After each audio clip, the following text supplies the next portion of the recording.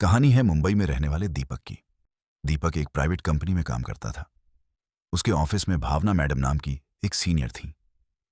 भावना madam रोज अपने table पर खाटू श्याम बाबा की फोटो रखकर पूजा करती थी।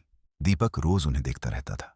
एक दिन दीपक ने पूछा, मैडम ये कौन से भगवान है? भावना मैडम मुस्कुराकर बोली, ये हारे के सहारे बाबा खाटू श्याम है। जो सच्चे दिल से उन्हें याद करता है, बाबा उसकी जरूर सुनते हैं। उस दिन से दीपक के मन में बाबा खाटू श्याम के लिए भक्ति जाग गई।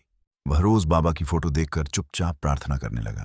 कुछ दिनों बाद दीपक के मन में इच्छा हुई, मुझे खाटू श्याम बाबा के दर्शन करने जाना है। दीपक ने ट्रेन का टिकट बुक किया, लेकिन पहली बार टिकट कंफर्म नहीं हुआ। फिर दीपक ने दोबारा टिकट बुक किया। इस बार टिकट कंफर्म हो गया। दीपक बहुत खुश हो गया। यात्रा के दिन दीपक बोरीवली स्टेशन पहुंच गया, लेकिन वहां पहुंचकर उसे पता चला ट्रेन कैंसिल हो गई है। दीपक थोड़ा उदास हुआ। तभी उसने वहां खड़े एक आदमी से पूछा, भाई साहब अब जयपुर जाने के लिए क्या करूं? उस आदमी ने कहा, तुम बांद्रा टर्मिनस चले जाओ, वहां से ट्रेन मिल जाएगी।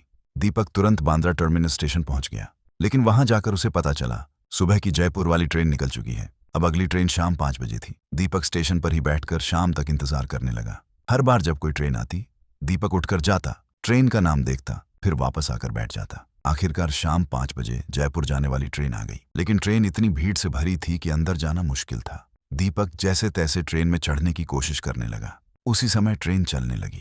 दीपक का पैर फिसल गया और वह लगभग गिर ही गया था। तभी अचानक एक अंकल ने उसका हाथ पकड़ लिया। उन्होंने दीपक को अंदर खींच लिया और अपनी सीट पर बैठा दिया। अंकल मुस्कुराकर बोले, बेटा तुम खाटू श्याम जा रहे हो ना? दीपक हैरान होकर बोला, जी अंकल।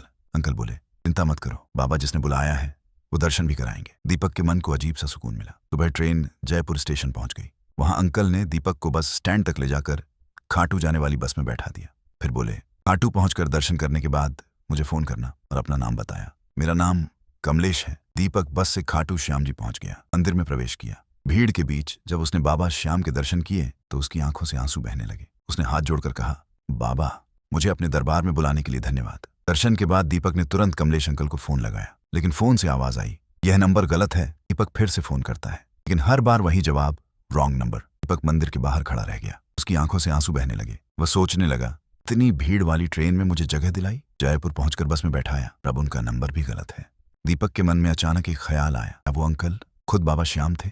ये सोचते ही दीपक रोने लगा। उसका सिर अपने आप बाबा के दरबार में झुक गया। उस दिन के बाद दीपक की भक्ति और भी गहरी हो गई। कहते हैं, जब बाबा श्याम बुलाते हैं तो रास्ते भी वही बनाते हैं, और कभी कभी मदद करने के लिए खुद इंसान बनकर भी आ जाते हैं। जय श्री श्याम।